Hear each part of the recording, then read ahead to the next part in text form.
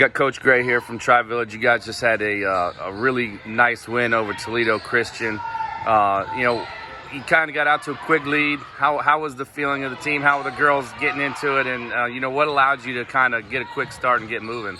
I thought they came out with really good energy. Obviously, we were able to execute some things. Kind of got some of the looks that we were hoping we'd be able to get. To their credit, they made a change defensively, made it a little bit more difficult for us to be able to get right into our sets. I thought our response to that wasn't very good, but again, we told the kids at the end of the first quarter that Toledo Christian's a championship level basketball team and they were going to make runs. So I wish we would have responded quicker than what we did. It took us a little bit long, in my opinion, to kind of respond to their run, but I thought once we got into the third quarter and they took that lead, moving Hager onto Royal Davis was a game changer for us.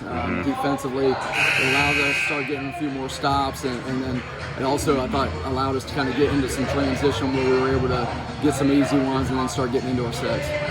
Like you said, they did make a comeback and went into halftime with a small lead. What was the key? What was the message at halftime, and what was the key to getting back out in the third quarter and making another run? Well, we always tell our kids the first 3 minutes of the third quarter are the most important 3 minutes of the game, and unfortunately, we didn't come out very good in the first 3 minutes of the third quarter. So again, I wish we would have responded better, but I thought we got there. I mean, I thought that again, that settling down offensively, we got a little bit uncharacteristic. I thought panicked some. Threw some lazy passes, but we were able to kind of regroup and get it back together. And once we did that and just started settling down and using Toledo Christian's aggressiveness against them, I thought that kind of changed things for us offensively. You got some contributions from some couple other players other than Hunt and Sadister today that were really big for you. Like, how important is that for the success of your team to continue to get players, other than your top two, to really make big contributions? It's huge. I mean, the game of basketball, if you only have two kids that can go out and contribute and score, to me, I like playing teams that only have two kids that can score, because I think that makes our job defensively a little bit easier. The tough teams are the ones where you say, hey, all five of these kids you have to guard them. This team doesn't have any no-guard kids, and I kind of feel like we're that way. I feel like if you leave some of our kids uncontested, they can make shots, they can make plays. Hager's been really good for us all year in big games, man. Her numbers don't necessarily jump out at you. She's averaging somewhere around 10 a game.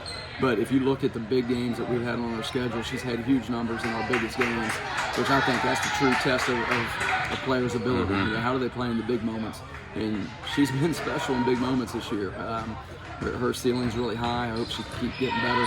And then Tori Richards, what she did defensively against Braden, she's been doing that against everybody.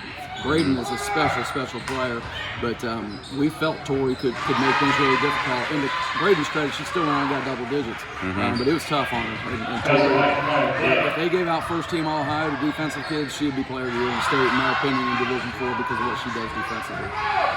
And let's talk a little bit about Hunt and Sadister. They're obviously four-year starters for you. They're seniors this year.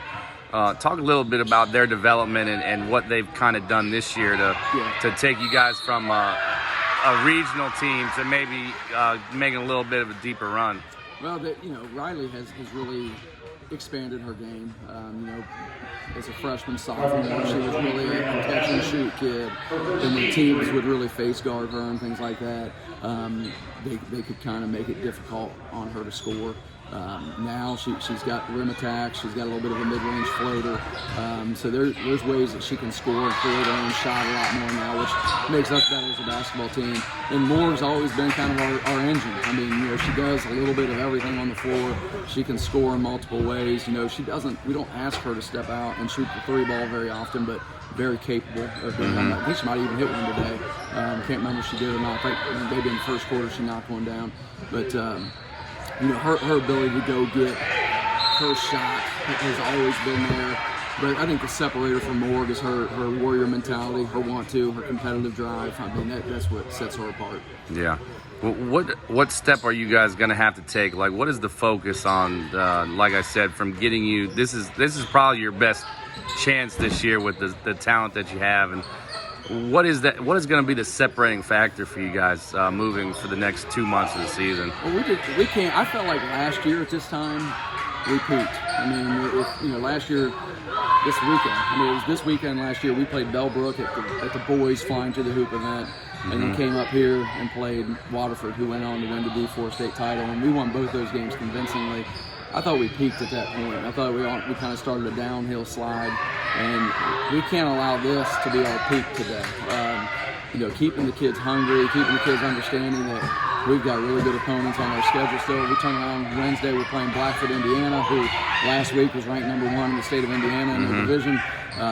They lost a game this week, so they're probably going to fall a little bit, but they're still going to come in highly ranked out of Indiana to our place on Wednesday. So I'm a good AD. I gave our kids 1 day break to turn around and play a #1 team from another state. So our kids are going to be in a challenging situation on Wednesday. We play Minster on Saturday, who's a storied program, so we've got some tough games coming up. We're going to find out a lot about our kids' mentality through this week. Coach, I appreciate your time. Congrats on the big win. Thank you. Did we stay under 220? Probably not.